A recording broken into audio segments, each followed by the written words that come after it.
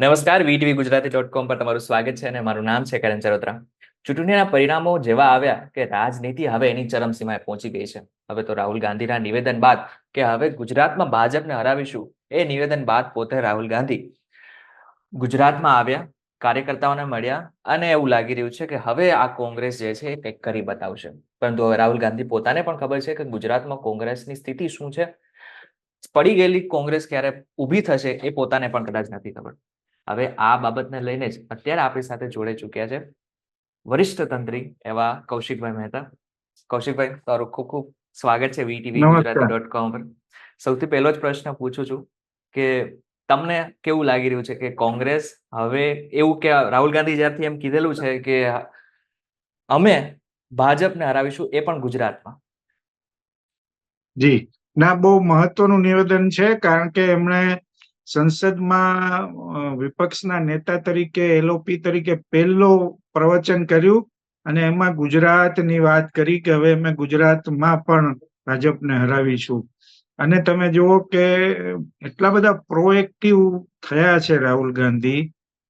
અમદાવાદની જે ઘટના બની, વીએચપી અને ભાજપના કેટલાક મિત્રોએ જે રીતે સૂત્રોચ્ચાર કર્યો અને પથ્થરબાજી થઈ બંને પક્ષે થઈ, અને શક્તિસિંહે જેવું એમને ઇજન આપ્યું કે તમે આવો. આ ઘટના એવી છે કારણ કે રાજીવ ગાંધી ભવન ઉપર હુમલો થયો છે અને રાજીવ ગાંધી પ્રોએક્ટિવ રહીને તરત જ આવ્યા, બીજા દિવસે જ આવ્યા.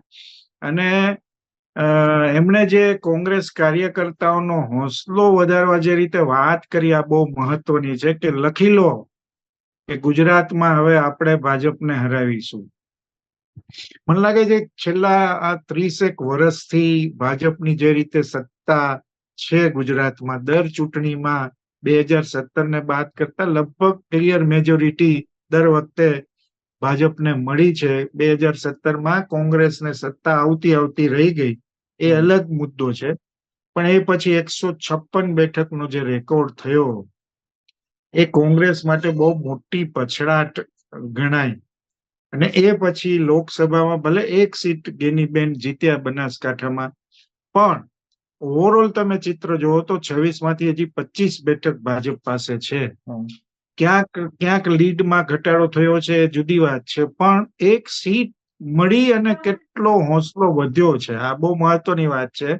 અને રાજકોટની ઘટના બનીને, રાજકોટની ઘટનાને પૃષ્ઠભૂમિમાં રાખી અને કોંગ્રેસે જે વિરોધ પ્રદર્શન કર્યું રાજકોટમાં, મને લાગે છે મેં ઘણા વર્ષો પછી કોંગ્રેસને સંયુક્ત રીતે આવું પ્રદર્શન કરતા જોઈ.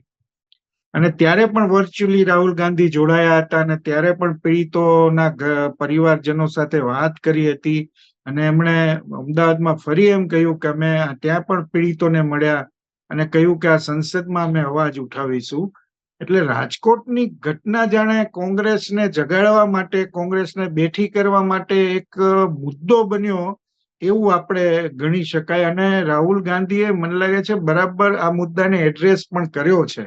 હવે સંસદમાં આ મુદ્દો કઈ રીતે ઉઠાવે છે જરૂર જોવાનું છે, પણ જે રીતે આમાં પ્રોએક્ટિવનેસ કોંગ્રેસની દેખાય છે, જિગ્નેશ મેવાણી એક મહિનો રાજકોટ રહે, દરેક બજારોમાં ફરે, શક્તિસિંહ આવે, અમિત ચાવડા આવે, ગેનીબેન આવે, એટલે સંયુક્ત રીતે પ્રદર્શન જે થયું, એ મને લાગે છે કે કોંગ્રેસને બેઠી થવા માટેની આ એક તક છે.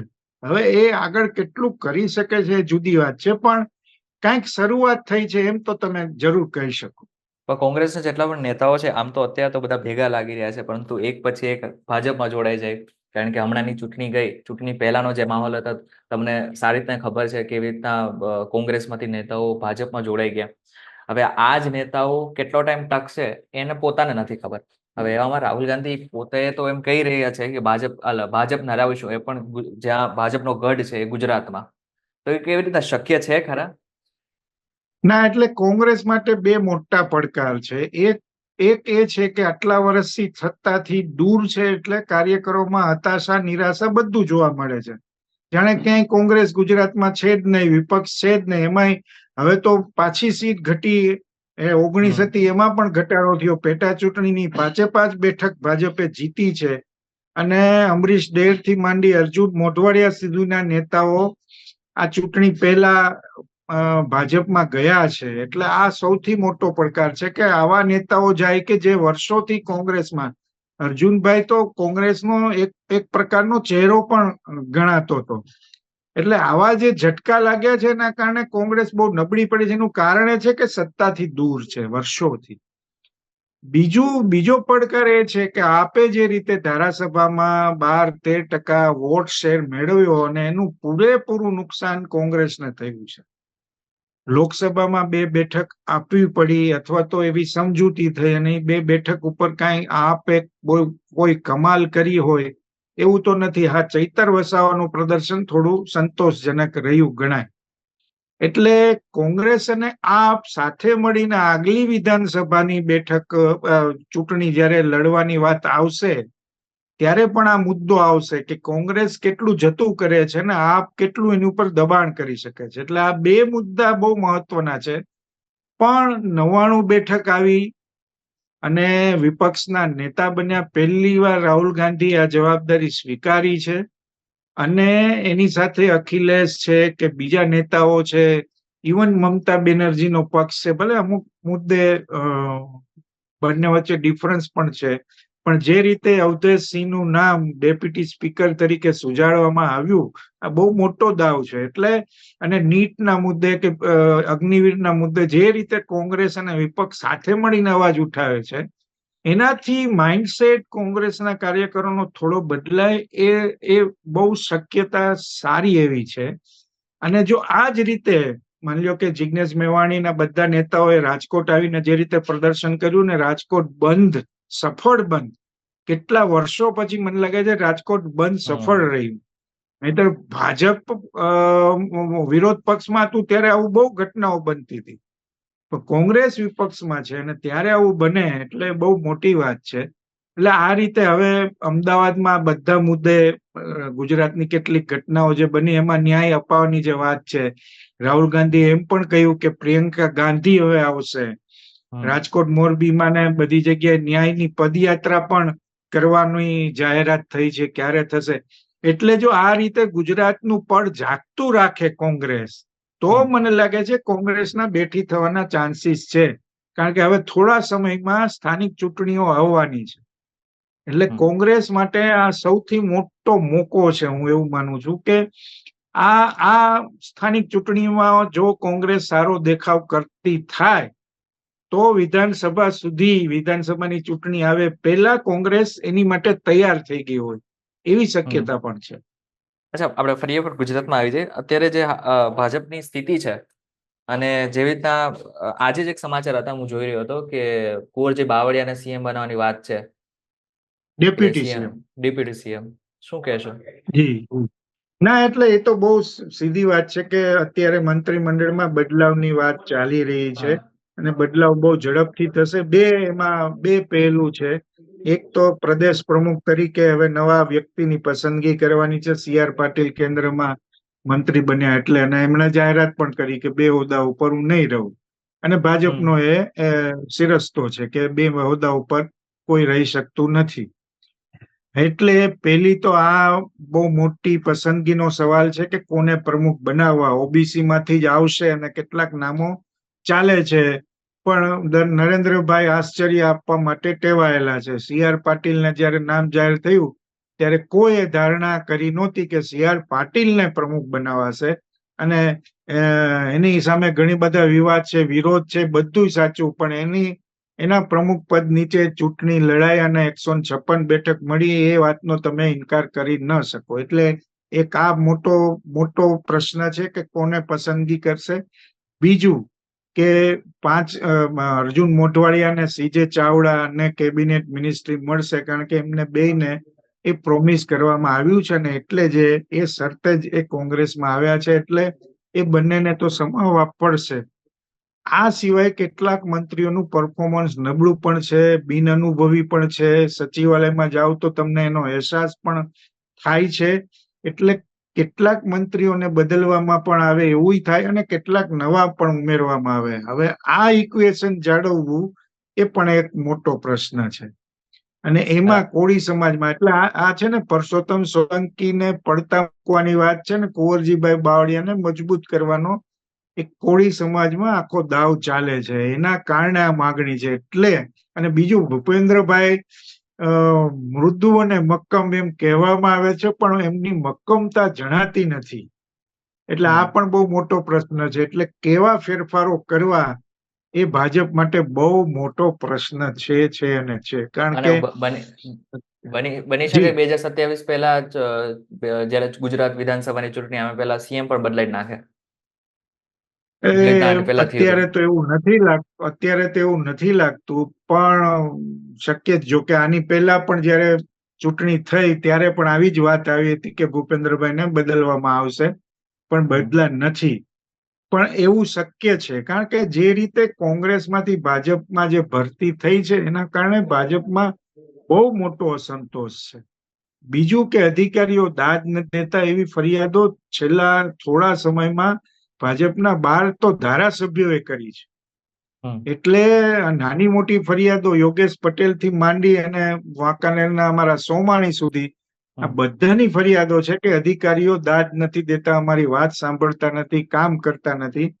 આ બહુ મહત્વની વાત છે, કારણ કે વહીવટમાં સરકાર છે એવી પ્રતીતિ નથી થતી. રાજકોટનો જે કિસ્સો બન્યો એમાં બહુ ખુલ્લેઆમ જણાય છે કે ક્યાં ક્યાં કેટલી કેટલી ક્ષતિઓ હતી, અને છતાં ખાલી સાગઠિયા ઉપર ઠીકરું ફોડી દેવાની જે આખી અત્યાર સુધીની ગતિવિધિઓ છે, એ લોકોને એમ થાય છે કે સરકાર કરે છે શું. મોરબીમાં એવું થયું, વડોદરા થયું, સુરત થયું, પણ રાજકોટ છે ને મને લાગે છે એ એવી કક્ષાએ વાત પહોંચી છે કે લોકો હવે આ વાતને સ્વીકારવા તૈયાર નથી, ભૂલી જવા તૈયાર નથી. અને જે રીતે સાગઠિયા અને એની પ્રમાણસરની મિલકતો આ તે, પણ સાગઠિયાની પાછળ કોણ એ પ્રશ્નનો ઉત્તર આપવા કોઈ દરકાર નથી, ન તપાસ એજન્સીઓ, ન સરકારના સંગઠન દ્વારા. અને હવે હાઈકોર્ટ કઈ રીતે કેવું વલણ આપે છે ને સરકારને શું કહે છે એના ઉપર બધો આધાર છે. એટલે એ રીતે પણ આ બહુ મહત્વનું છે કે સરકારમાં કેવા ફેરફારો આવે છે. રાજકારણની જ્યારે વાત આવે ત્યારે સૌરાષ્ટ્રનું રાજકારણ હંમેશા કેન્દ્રમાં રહ્યું છે. અત્યારે સૌરાષ્ટ્રની જે પોલિટિકલ સ્થિતિઓ છે ને એમાં પણ ખાસ કરીને ગોંડલની વાત કરીએ તો ગોંડલમાં અત્યારે જયરાજસિંહ જાડેજા છે, એમનું વર્ચસ્વ ઘટતું જઈ રહ્યું છે, એ બધી જ જગ્યાએ ન્યૂઝ છે. શું કહેશો? ના, એટલે એમાં છે ને તમારે બે રીતે વાતને જોવી જોઈએ. કે જે રીતે રૂપાલાએ વાત કરી ક્ષત્રિયો વિશે અને એ જે વિવાદ થયો ને ક્ષત્રિય આંદોલન થયું આખા ગુજરાતમાં, પછી રાજસ્થાન યુપીમાં એનું નુકસાન પણ થયું. ગુજરાતમાં ભાજપના સદનસીબે એટલું બધું નુકસાન નહીં થયું, પણ એ જે રૂપાલાએ અનિરુદ્ધસિંહે એના ફાર્મ હાઉસમાં સંમેલન બોલાવ્યું ત્યાંથી મને લાગે વાતનું વતેસર થવાની શરૂઆત થઈ. કારણ કે અનિરુદ્ધસિંહને આખો સમાજ સ્વીકારે છે કે નહીં એ પ્રશ્ન છે. એવી જ રીતે જયરાજસિંહ સામે છે. એટલે આ જે ક્ષત્રિય નેતાઓનો જે પ્રશ્ન છે એ સૌરાષ્ટ્રમાં થોડો પેચીદો બનતો જાય છે. કોને તમારે કેટલું મહત્વ આપવું એ પ્રશ્ન ઉભો થાય છે. બીજું કે સૌરાષ્ટ્રમાં પ્રમાણમાં કોંગ્રેસ મજબૂત રહી છે. કે તમે જુઓ કે મોટા ભાગે ટક્કર છે ને સૌરાષ્ટ્ર અને ઉત્તર ગુજરાતમાં વધારે રહી છે ભાજપ કોંગ્રેસ વચ્ચે. આ વખતે નુકસાન જાજુ થયું ધારાસભાની છેલ્લી ચૂંટણીમાં, એ અલગ મુદ્દો છે. એનું કારણ એ હતું ઘણા બધા લોકો કોંગ્રેસમાંથી ભાજપમાં ગયા, પણ ભાજપમાં ગયેલા પણ નારાજ છે થોડા, અને જે કાંઠે બેઠા છે એવા પણ એની પણ નારાજગી છે. એટલે હવે આ જે થોડા 1-2 વર્ષનો જે આખો સમયગાળો છે ને એમાં કેટલાક પરિવર્તનો આવી શકે એવું છે. કારણ કે ભાજપને મૂળ કાર્યકર નેતાઓ જે છે એ નારાજ છે કે ભાઈ તમને 2 વખતથી 26માંથી 26 બેઠકો મળી, આ વખતે 25 મળી, વિધાનસભામાં 156 મળી. હવે શું કામ તમે કોંગ્રેસને તોડી અને માણસોને અહીંયા લઈ આવો છો? શું જરૂર છે? અને મૂળ કાર્યકર્તા નેતાઓને એમ લાગે છે કે એમને અન્યાય થાય છે, એમની ટિકિટ આ લોકો ખાઈ જાય છે. એટલે આ જે આંતરિક રોષ છે આપણે ચૂંટણીમાં બધે જોવા મળ્યો છે. સૌરાષ્ટ્રમાં જ નહીં, બે બેઠકો ઉપર ઉમેદવાર બદલવા પડે એવો તો ભાજપમાં પહેલો કિસ્સો આ વખતે બન્યો. અને એ ઉપરાંત અનેક બેઠકો ઉપર આ સંતોષની વાત જોવા મળી. ઇફકોની ચૂંટણી, એમાં મેન્ડેટ અને એ કારણે સી.આર. પાટીલ સામે મોરચો મંડાણો. હમ એ પણ બહુ મોટી વાત છે. જયેશ રાદડિયાથી માંડી દિલીપ સંઘાણી સુધીના લોકોએ બહુ જુસ્સાથી, બહુ જોમથી, બહુ તમને એમ લાગે કે આ વાત ખોટી પુરવાર કરવા આ લોકો આગળ આવ્યા છે એવો એમને જવાબ આપ્યો છે. અને પછી તમે જુઓ કે મેન્ડેટ પ્રથા દૂર કરવી પડી. એટલે અને આ સૌરાષ્ટ્રનો મોરચો સી.આર. પાટીલ સામે ખુલી ગયો હતો એવું લાગતું હતું ને હવે સી.આર. પાટીલ જાય છે એટલે એ પ્રશ્ન હવે રહેતો નથી. પણ સૌરાષ્ટ્રમાં અસંતોષનું પ્રમાણ ભાજપમાં ખાસું એવું છે, ઉમેદવારોની પસંદગીથી માંડી અને હોદ્દાઓ સુધી. એટલે સૌરાષ્ટ્ર એ રીતે પણ મહત્વનું ભાજપ માટે છે. એટલે આવતા આ સ્થાનિક ચૂંટણીઓમાં જ તમને આઈડિયા આવશે કે આ રોષ કેટલો મુખર છે અને મતપેટીને કેટલી અસર કરે છે. બે 2014માં જ્યારે નરેન્દ્ર મોદીની સરકાર જ્યારે આવી એ બાદમાં રાહુલ ગાંધીનું પ્રદર્શન આપણને ખબર છે. 2019માં જેવી રીતના સંસદમાં કેવી રીતના બોલતા, કેવી રીતના એમની મજાક ઉડાડતા, અને હવે 2024 બાદ જે રીતનાનું એમનું પ્રદર્શન છે એ તમે કઈ રીતના જુઓ છો? કારણ કે પેલા નહીં, બધાને એટલે ખબર છે. આ બહુ મહત્વની વાત છે કે એલઓપી તમે બનો, તમે એ હોદ્દા ઉપર હો એટલે તમને અમુક પ્રકારના માન સન્માન સરકારી ધોરણે પણ મળી જાય. હમ અને જ્યારે એલઓપી બોલતા હોય તો એનું એક વજન પણ પડે. અને આપણે જોયું કે પહેલા રાઉન્ડમાં, લોકસભાના પહેલા રાઉન્ડમાં રાજીવ ગાંધી નરેન્દ્રભાઈ કરતા થોડા આગળ રહ્યા, આવું બધાનું ઓબ્ઝર્વેશન છે.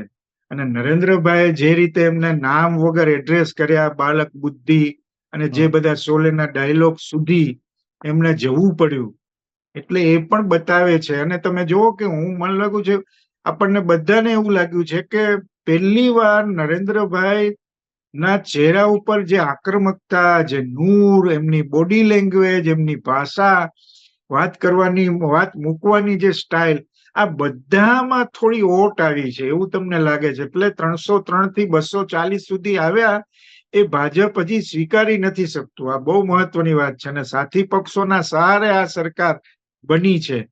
એટલે એ પણ ડ્રોબેક દેખાય છે, બહુ બહુ સ્પષ્ટ રીતે દેખાય છે. અને આપણે ઈચ્છતા નથી કે લોકસભામાં આ જ રીતે શોરબકોર થાય ને પોઝિટિવ વેમાં કોઈ કામ ન થાય એવું આપણે નથી ઈચ્છતા. પણ હવે વિપક્ષનો અવાજ બેઠકો વધવાના કારણે મજબૂત થયો છે ને સરકાર એને સાંભળવા પડે એવી સ્થિતિ. તમે જુઓ કે પહેલા દિવસે સ્પીકરનો એટીટ્યુડ શું હતો ને પછી રાહુલ ગાંધીના પ્રવચન પછી બીજા દિવસે એમના એટીટ્યુડમાં થોડો તફાવત જોવા મળ્યો. ડાબે જે બેસે છે ને થોડો ઘટાડો થયો. આ બહુ મહત્વની વાત છે. એટલે આટલો ફરક તો તુરંત પડે છે. આ સંખ્યાબળ વધે તો એની શું અસર આવે આપણે જોયું છે. એટલે હવે કોઈ હળવાશથી રાહુલ ગાંધીને નહીં લઈ શકે. અને પપ્પુની તો વાત પૂરી થઈ ગઈ. હવે હા તમે પપ્પુ બપ્પુ બધા જે એની હાંસી જે રીતે ઉડાવતા હતા એ વાત ખતમ થઈ ગઈ. નરેન્દ્રભાઈ હાંસી કરવાનો પ્રયત્ન કર્યો, પણ એની પહેલા જે રાહુલ ગાંધીનું પ્રવચન વાયરલ થયું ને એ મને લાગે છે નરેન્દ્ર મોદી કરતા એમને ઉપર લઈ ગયા. હવે આગળ બજેટ સત્રમાં કઈ રીતે વાત આગળ વધે છે જોવાનું છે. પણ હું માનું છું કે આ વખતે જે 10 વર્ષનું ચિત્ર હતું એ લોકસભા અને રાજ્યસભા બંનેમાં બદલાયું છે. વિપક્ષની વાત કરી જ રહ્યા છીએ તો ગઠબંધનની વાત પણ કરીએ કે કેવી રીતના હવે ગઠબંધન વાળી સરકાર છે.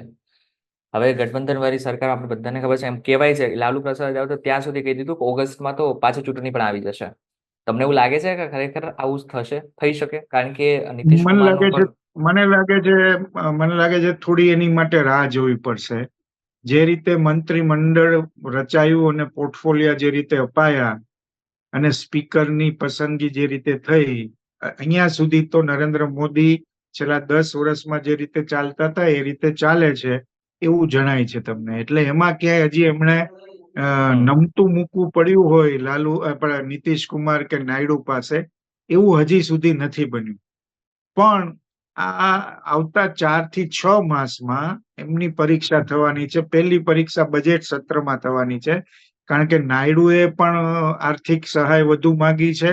કારણ કે એમણે જે વચનો આપ્યા છે એની માટે એમને બજેટ જોઈએ, પૈસા જોઈએ. અને એ જ રીતે નીતિશ કુમાર સતત સ્પેશિયલ સ્ટેટસની ખાસ સહાયની વાતો કરે છે. એટલે આ બજેટમાં નાયડુને કઈ રીતે મદદ મોદી સરકાર કરે છે અને નીતિશ કુમારની માંગ સ્વીકારે છે કે નહીં, આ બે મુદ્દા બહુ મહત્વના છે. એને કઈ રીતે મોદી સાહેબ છે બજેટમાં એડ્રેસ કરે છે કે નહીં, આ એક મુદ્દો. બીજો મુદ્દો કે ઓક્ટોબરમાં 4 રાજ્યોની ચૂંટણી આવે છે, હરિયાણા, મહારાષ્ટ્ર, ઝારખંડ અને કાશ્મીર. મહારાષ્ટ્રમાં હાલત બહુ જ ખરાબ છે અને લોકસભામાં પણ આપણે એનું પ્રતિબિંબ જોયું કે ભાજપને કેટલું નુકસાન થયું. અજીત પવાર છે ગળાનું હાડકું બની ગયા છે અને રાખી શકાય એમ નથી ને કાઢી શકાય એવી નથી, એવી સ્થિતિમાં છે. અને એ અજીત પવારની એનસીપી તૂટવાના આરે પણ છે. ઇવન શિંદે જૂથ છે એ પણ નારાજ છે.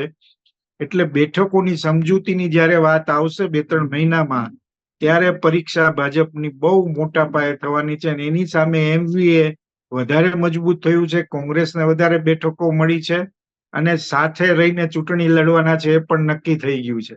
હરિયાણામાં પણ સમસ્યાઓ છે. ઝારખંડમાં હેમંત સોરેન પાછા મુખ્યમંત્રી બન્યા છે અને હવે એ આગલા 4-6 મહિનામાં કેવું પરફોર્મ કરે છે એ મહત્વનું છે. કાશ્મીરમાં એટલે ભાજપનો ટેસ્ટ છે કે સંસદની ચૂંટણીમાં એમણે કાશ્મીરની 3 બેઠકમાં ઉમેદવાર ઉભા રાખ્યા નહોતા. એ હિંમત ન કરી એમ તમે ગણો, અથવા તો એ ટેસ્ટ કરવા માંગતા હતા કે લોકો કઈ રીતે રિએક્ટ કરે છે એમ પણ તમે ગણી શકો. એટલે આ 4 રાજ્યોમાં ભાજપ કેવું પરફોર્મ કરે છે એના ઉપર આ ગઠબંધન સરકારનું ભાવિ છે. કારણ કે નરેન્દ્રભાઈ એવી પ્રકૃતિથી ટેવાયેલા નથી કે નમીને એ સરકાર ચલાવે. એટલે આ બજેટ અને 4 રાજ્યોની ચૂંટણી એ મને લાગે છે આ ગઠબંધન સરકારનું ભાવિ નક્કી કરશે. સારું કૌશિકભાઈ, અમારી સાથે જોડાવા બદલ તમારો ખૂબ ખૂબ આભાર. તો આ હતા કૌશિકભાઈ કે જેમને આપણી સાથે દિલ ખોલીને વાત કરી, કે જેમને કીધું કે હવે અત્યારે સૌરાષ્ટ્રની રાજનીતિ શું છે, આની સાથે સાથે અત્યારે કોંગ્રેસ કેવી રીતના મજબૂત થઈ રહ્યું છે, પરંતુ આ બધાની વચ્ચે કોંગ્રેસને પણ હજી ઘણું બધું શીખવાનું છે. ત્યારે આ બાબતે લઈને તમારું શું કહેવું છે અમને કોમેન્ટ કરીને ચોક્કસથી કહેજો. વિડીયો તકે જો તમને કોઈ ઇન્ફોર્મેશન મળી હોય તો વિડીયોને લાઈક અને શેર જરૂરથી કરજો. તથા આવા જ ઇન્ફોર્મેટિવ વિડીયોઝ માટે VTVgujarati.com સાથે જોડાયેલા રહેજો. ફરી મળીશું એક વિડીયો સાથે, નવા કોન્સેપ્ટ સાથે. ત્યાં સુધી મને રજા આપો. નમસ્કાર.